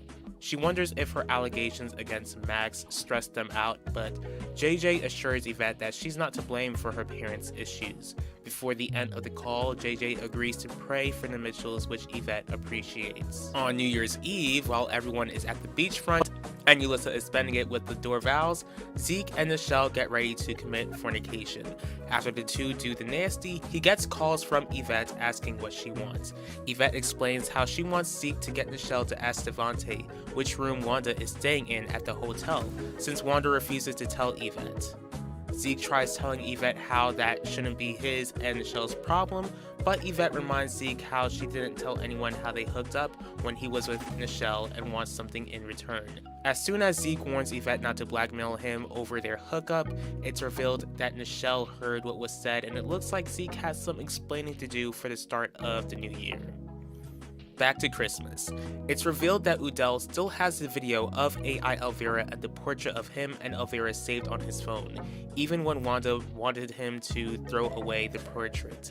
Once Udell leaves to speak on Yvette's phone with his brother Kane, Wanda noticed how jumpy he was when she approached him, looked through his phone and discovered what was on it, confronting her husband about them. She finally reveals to Udell how she received messages from AI Elvira, explaining how she felt she had it handled, but didn't want him blaming her for AI Elvira crashing her runway show. Wanda also expressed how she feels like she's competing with her late best friend, but as she spills her heart out, she also spills that Elvira had an affair with a married man.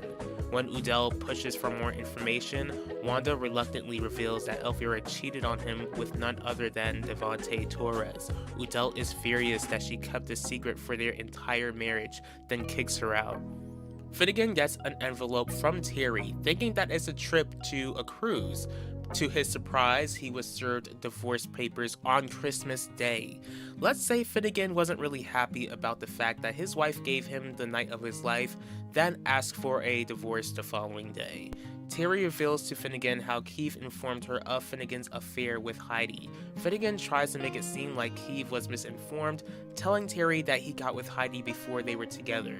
As for Terry, she's still convinced that Finnegan cheated on her, because he did, throughout their toxic marriage and that he never loved her at all, demanding that he leave the house. Finnegan refuses to go since she's the one who wants a divorce. Terry tells Finnegan that either he leaves or she tells the whole world of his infidelity. So Finnegan decided to pack his bags and hit the road. Gianni calls Quinlan's phone again, but when he hears the phone answer, he assumes he's talking to Quinlan, telling him how much he misses her and pretty much suggests that she drop his son. Instead, Ben is revealed as to be the one hearing this call, and when Quinlan approaches him with his gift, Ben throws the gift he was about to give Quinlan, then lashes out about how he found out about her affair with his father. Quinlan asks Zeke to leave her alone with Ben. Zeke reluctantly leaves, then Quinlan tells Ben how she never once slept with Gianni when they were together, but Ben is like, it's still nasty that she did. She tries telling Ben how much she cares about him, but Ben was just so hurt by what he found out about Quinlan, telling her how he wants nothing to do with her. As Ben storms out with a liquor bottle, which he shouldn't do because he's an alcoholic, Quinlan is heartbroken and comforted by her little brother Zeke. Later on, they pick up the chain bracelet that Ben bought her as a gift, urging Zeke not to hurt Nichelle the way she hurt Ben. As we already know, Zeke should have gotten that advice beforehand. Ben arrives at the Russo estate drunk. His family is concerned as he fell off the wagon, then he spills the tea, revealing to the family how Gianni cheated on Heidi with Quinlan and how Heidi cheated on Gianni with Finnegan. He almost spills Isidore and Alan's evil deeds, but Max volunteers to drive him home. Once Ben and Max are gone, Heidi and Gianni blame one another for Ben falling off the wagon. Since Gianni is Lorenzo's son and Lorenzo's name is on the deed, Heidi is the one who has to leave for her infidelity since she cheated first. Finnegan and Heidi run into one another at Theodosius' palace, revealing how their spouses found out about their affair. When she finds out how Finnegan's son Keith overheard him on the phone, Heidi lashes out on him for his negligence. To try and calm the tension between them, he tells Heidi that since she and him were kicked out by their spouses and are both staying at Theodosius' palace, that they might as well enjoy their time together. After the damage their affair caused, Heidi refuses to go down that road with him again. Gianni shows up at Quinlan's apartment to check up on her after Ben's discovery of their affair. She pretty much slaps Gianni into the new year, not really appreciating the fact that he checked up on her and that he pretty much revealed to Ben about the affair. He tells Quinlan how much he misses her, wondering if she felt the same. Quinlan tells Gianni how she got the message from Ben's Christmas outrage, then he reveals how Ben showed up to the estate in a drunken state. She realizes that Ben took her liquor bottle, filled with guilt over the fact that their affair pushed Ben back to the bottle. Gianni tries to calm her guilt by reminding her how Ben makes his own choices, but Quinlan questions Gianni if he cares about Ben's struggles. Since Ben is his son, he assures his mistress that he does care, but that he also cares about her. Quinlan tells Gianni to leave after that. Ben wakes up from his hangover as Max checks up on him. Ben apologizes for his part in making their dysfunctional family even more dysfunctional. Max expresses how stressful it would be to deal with Ben's drinking on top of Yvette's allegations against him. Ben tells his younger brother how he had one bad day, but Max points out that Ben had more than just a bad day after Gianni slept with Quinlan, who Max believes Ben loves. Ben claims that he didn't love Quinlan and that he never would, but Max isn't too sure after how Ben reacted. Before he heads out, Max tells Ben how he'll always look out for him, encourages Ben to call him instead of picking up the bottle. But when Max leaves, Ben calls for a liquor delivery to his condo. Devante is surprised to see Wanda at Theodosius' palace for the holidays, wondering why she's not with her family. She realizes how Udell discovered that Devante seduced Elvira and that Wanda knew the entire time. Devante is furious, worrying that Udell could tell Isabel and destroy his family, which Wanda isn't bothered by because she feels like her family has already crumbled. Devante demands to know how Udell found out, wondering if it was Ben. Wanda states that Ben didn't tell Udell, reminding Devante how he should have kept his hands in his pants where 17-year-old Elvira was concerned. Devante tells Wanda how she should thank him for giving her the chance to be married to Udell, but she reminds him of the chaos it ensued. Once again, Devante wants to know how Udell found out, then Udell reveals how Wanda told him everything. Terry arrives at the Russo estate to confront Heidi for sleeping with her husband, but runs into Isidore instead, informing her how Heidi was kicked out over her infidelity, informing her how Ben spilled the beans. Since they mention Ben, Isidore tells Terry how she still needs to convince Ben to rip out the page concerning the passing of Isidore's late grandfather, Dante, especially since Ben is unpredictable when he is not sober, but feels like he's easy to manipulate. Terry asks Isidore that if she can convince Ben to rip out the page from the diary, if she can be free from him, which Isidore agrees to do. Udell gives Devante the opportunity to explain how he seduced Elvira when he was a married man. Devante states how he never planned to start his affair with Elvira, but Udell doesn't feel like that explanation is good enough since he still slept with Elvira anyway. Since Udell saw Wanda and Devante speaking to each other, he feels like the two were scheming up their next move, which Wanda denies. But Udell tells Wanda how she didn't have to stay at that hotel. Wanda reminds Udell how she doesn't have to stay at any hotel as long as she's allowed back home, which Udell refuses to do. Devante begins to ask Udell what he plans to do with the information he uncovered. Udell asks Devante why he wants him to stay silent. When Devante reminds Udell how this secret could hurt a lot of people, Udell doesn't care since Devante hurt him by seducing Elvira when she was his girl. Devante tells Udell how Elvira wanted Udell and how Udell made a life with Wanda.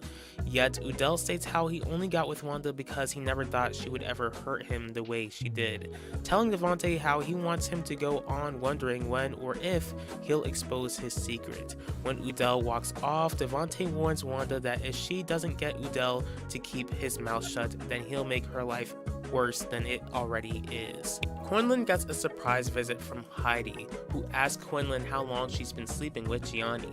As for Quinlan, she feels like this is a conversation that Heidi should have with Gianni, but Heidi feels like she can get the answers from Gianni's mistress. She explains how she met Gianni when she made a news segment of Russo Jewelers making an event helping out young entrepreneurs, then how the two grew close. Even though Quinlan tells Heidi how she didn't set out to sleep with her husband, Heidi doesn't care, especially when Quinlan ended up with Ben and hurt him in the process, which Quinlan expresses that she regrets. But even though Quinlan can admit her wrongs, she wonders if Heidi can admit her wrongs of sleeping with Finnegan in the first place. Heidi doesn't want Quinlan judging her, especially after she dropped the charges against Zeke the month before. She also wants to know how Quinlan found out about her affair with Finnegan.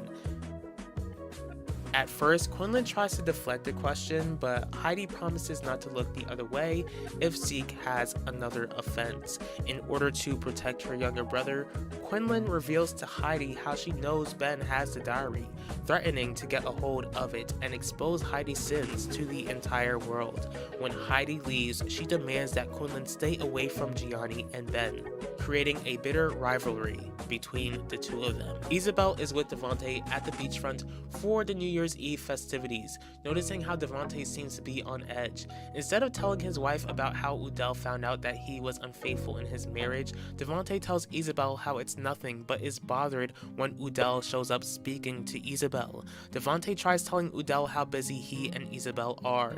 Then Wanda shows up, giving Devante the chance to get his wife away from Udell. Fearing that Udell would reveal the truth to her, Udell questions why Wanda wants to protect Devante, but she tells him how she doesn't want to deal with the fallout of Isabel and even the Russos knowing about Devante seducing Elvira when their daughter will be going to court soon. Udell tells Wanda how Yvette is still his main focus, but Wanda wonders if their marriage could survive after the trial is over. Heidi approaches the Russos since it's the only chance she has to speak to Gianni, but he's not willing to hear her out. Things only get worse when Finnegan shows up. Heidi tells her lover to leave, but her husband would like a word with her lover. The Russos give Gianni and Finnegan time alone, then it's revealed that Finnegan knows Gianni hit him with his car and drove off all those years ago after finding out about the affair. This is something that Gianni denies, but since Finnegan is certain that Gianni could still retaliate against him, he asks Gianni not to do anything in exchange for his silence. Terry arrives at Ben's condo, asking him to tear out the page concerning the passing of his late great-grandfather, Dante. He tells Terry how she's the only one who asked him to get rid of a page from Elvira's diary. Wondering if she took Elvira's life, especially since she helped Dante take his own life all those years ago, Terry is adamant that she's not responsible for Elvira's passing, reminding him how Dante didn't want to suffer the effects of Alzheimer's. But Ben reminds Terry that if Elvira said anything, the secret she hated keeping the most, she would lose her job and her freedom. Terry reminds Ben how he was there the night Elvira's life was taken, pointing out how he probably knows more than he thinks. A memory pops up.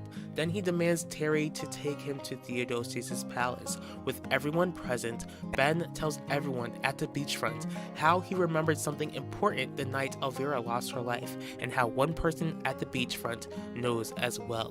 Ben reveals that the culprit is none other than Devante Torres.